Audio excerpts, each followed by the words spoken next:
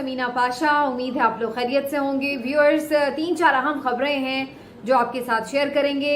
एक तो Islamabad high court से मिला है कप्तान को कुछ रिलीफ, लेकिन ये थोड़ा टेम्पररी रिलीफ है, ये कोई ऐसा नहीं है कि उनके हक में फैसला आ गया है। लेकिन ये भी है कि आज और कल या बस परसों चंद घंटे की बात और हर सूरत एक फैसला आ जाएगा हुमायूं दिलावर की अदालत से इमरान खान को नाअहल करने का, सजा का फैसला। तो ये भी फिलहाल नहीं हो सका और थोड़ा सा प्रोसेस जो है वो पेंडिंग हो गया है। उसकी वजह क्या है, कितना पेंडिंग हुआ है, इस पर थोड़ी बात करेंगे और आपको बताएंगे कि निगरान वजीर आ रहा है। और फाइनली आपको बताएंगे इमरान खान साहब ने जो बीबीसी को एक इंटरव्यू दिया है, बड़ा जबरदस्त इंटरव्यू, उसका एक एनालिसिस आपके सामने रखेंगे आज के वीलॉग में। आपसे रिक्वेस्ट है कि अगर अभी तक चैनल को सब्सक्राइब नहीं किया तो वीडियो को लाइक भी करें, शेयर भी करें और चैनल को सब्सक्राइब भी करें। अच्छा जी, अब जरा इस पर आ जाते हैं कि आज जो इस्लामाबाद हाई कोर्ट में समातें हुई वो क्या थी और जो समातें होंगी, और जब तक आप वीडियो देख रहे होंगे शायद समातें हो भी चुकी हों या हो रही हों। तो बहरहाल इसमें होगा क्या। अब मामला ये हुआ है कि पीटीआई ने बेसिकली कुछ पिटिशंस फाइल की थी हुमायूं दिलावर जो ट्रायल चला रहे हैं उनके अगेंस्ट, और ये जो पिटिशंस थी इस्लामाबाद हाई कोर्ट में इस पर समात भी हुई, कुछ पर फैसला महफूज हुआ, कुछ पे अभी मामला पेंडिंग हैं। लेकिन मैं आपके लिए आसान कर देती हूँ कि ये बेसिकली 4 दरख्वास्तें थी पीटीआई की, और 4 में से कौन सी बातें मानी गई हैं कौन सी नहीं, ये मैं आपके सामने आसान सा करके रख देती हूँ। सबसे पहले तो जो समात के लिए फिक्स हुई थी दरख्वास्त वो थी जनाब कि जो हुमायूं दिलावर साहब ने इस केस को, तोशाखाना केस को काबिल समात करार दिया था फौजदारी के तहत, तो उसके ऊपर जो था पीटीआई के वकला ने चैलेंज किया था कि ये बात सही नहीं है, ये केस इनके दायरा इख्तियार में भी नहीं आता और ये काबिल समात नहीं है। अब जो हुमायूं दिलावर साहब था उन्होंने कहा काबिल समात है, लेकिन पीटीआई के वकला बड़ी अदालत ले गए ये मामला कि आप फैसला करें।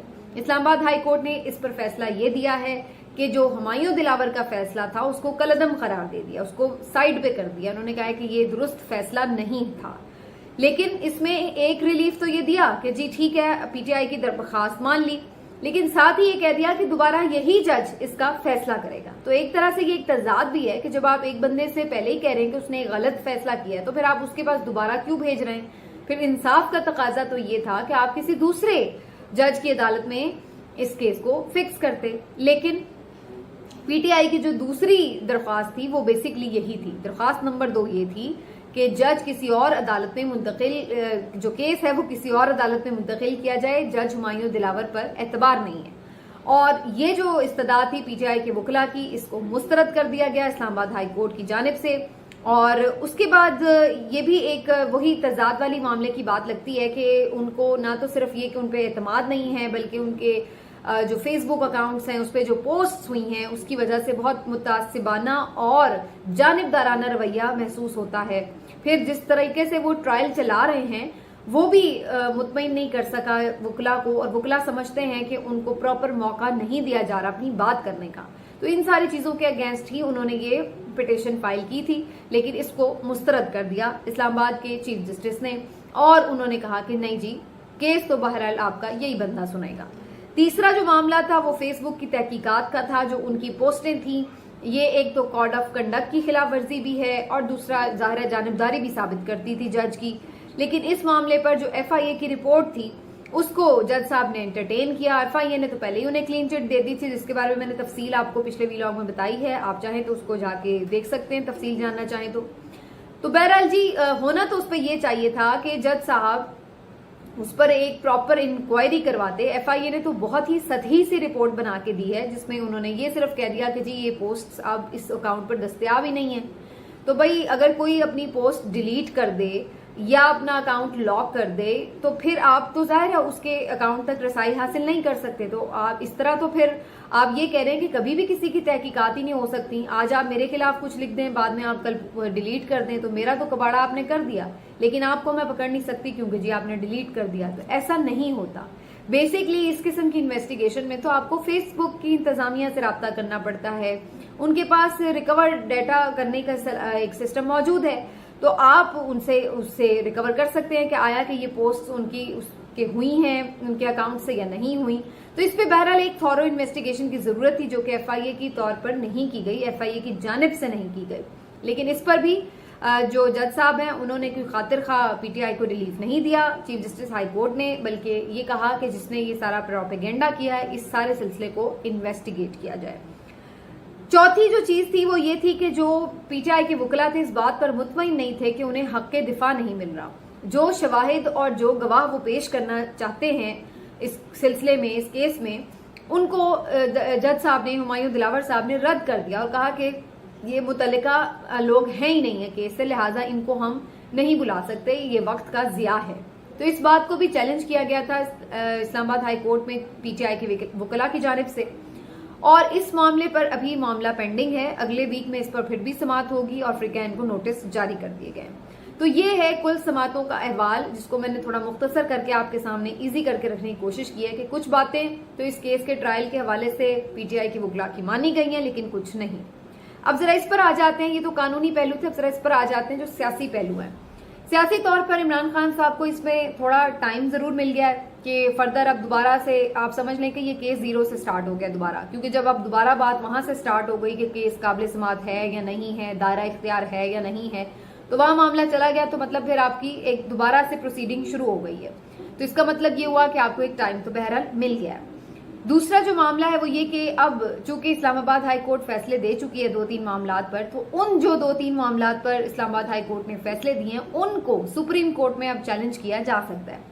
इससे पेशतर भी वकला ने चैलेंज करने की कोशिश की थी, जज साहब का जो रवैया था उसके ऊपर भी कि जज चेंज कर दें, और जो और कुछ दायरा इख्तियार के जो समाअत था वो वाला मामला भी, लेकिन उस वक्त सुप्रीम कोर्ट ने उन पर फैसला नहीं किया था और कहा था कि पहले इस्लामाबाद हाई कोर्ट का फैसला आ जाए तो फिर हम इस पर फैसला करेंगे। लेकिन अब जबकि इस्लामाबाद हाई कोर्ट का इस पर फैसला आ चुका है तो अब इन चीजों को चैलेंज किया जा सकता है सुप्रीम कोर्ट में। तो ये एक ऑप्शन बहरहाल खुल गया है कि सुप्रीम कोर्ट में भी ये मामला ले जाया जा सकता है, और इन मामलात की बुनियाद पर यह भी हो सकता है कि पीटीआई के वकला को स्टे लेने में कामयाब हो जाए। तो एक अच्छा सॉलिड केस बन सकता है सुप्रीम कोर्ट के लिए पीटीआई के वकला की जानिब से। तो अब देखना यह कि वो इस सारे मामले को आगे कैसे लेके चलते हैं, लेकिन फिल वक्त जो फौरी एक तलवार लटक रही थी उसको जरूर रोक दिया गया, और अब एक तरह से प्रोसीडिंग्स में थोड़ा सा आपको तवक्कुफ नजर आएगा। अब आ जाते हैं जी के, लेकिन इसका मतलब ये नहीं है, अगेन मैं बता दूं कि सब अच्छा हो गया और जी सब खतरे टल गए हैं, लेकिन इवेंचुअली ये एक बहरहाल साई ऑफ रिलीफ जरूर है। अब आ जाते हैं जी कि निगरान वजीर आजम कौन होगा, क्योंकि आप जान चुके हैं कि वजीर आजम शहबाज शरीफ ने अब बाकायदा इस बात का ऐलान भी कर दिया है कि 9 अगस्त को असम्बली तहलील हो रही है और अलविदाई इशाइये देना शुरू हो गए हैं वो मुख्तलिफ महकमों को, इदारों को, शख्सियात को। और अब इस सिलसिले में उन्होंने ये भी तेज कर दी है पेशरफ्त के निगरान सेटअप क्या होगा। इसके हवाले से पहले तो बहुत सारे नाम आ रहे थे, अब 2-3 नाम जो हैं उनको ज्यादा एकदम से हम देख रहे हैं कि जोर दिया जा रहा है, और इसमें दोबारा से एक नाम फ्लोट होना शुरू हो गया है जो शुरू में भी हुआ था, और वो था हफीज शेख साहब का।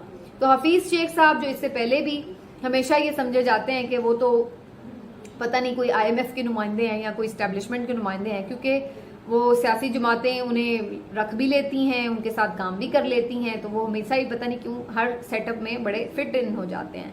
तो उनका नाम दोबारा से बड़ा गर्दिश कर रहा है और वो एक स्ट्रॉन्ग कैंडिडेट के तौर पर नजर आ रहे हैं। दूसरा जो नाम इंटरेस्टिंग है वो है शाहिद खाकान अब्बासी साहब का, जो PMLN के लीडर भी हैं, लेकिन वो अलल ऐलान ये कह चुके हैं कि वो इलेक्शन नहीं लड़ने जा रहे। तो चूंकि वो इलेक्शन नहीं लड़ने जा रहे तो इस बात पर अब सब लोगों का ख्याल है कि शायद वो भी एक निगरान वजीर आजम के, और वो भी एक अगर लंबे होते हैं इलेक्शन 1 साल तक, 1.5 साल तक, तो उनको भी मौका मिल सकता है। तो उस पर ये है कि वो एक सियासतदान भी हैं, और आजकल थोड़े से PMLN की एक जो आप समझ लें कि थोड़े से इख्तलाफ भी करते नजर आते हैं पॉलिसीज के हवाले से।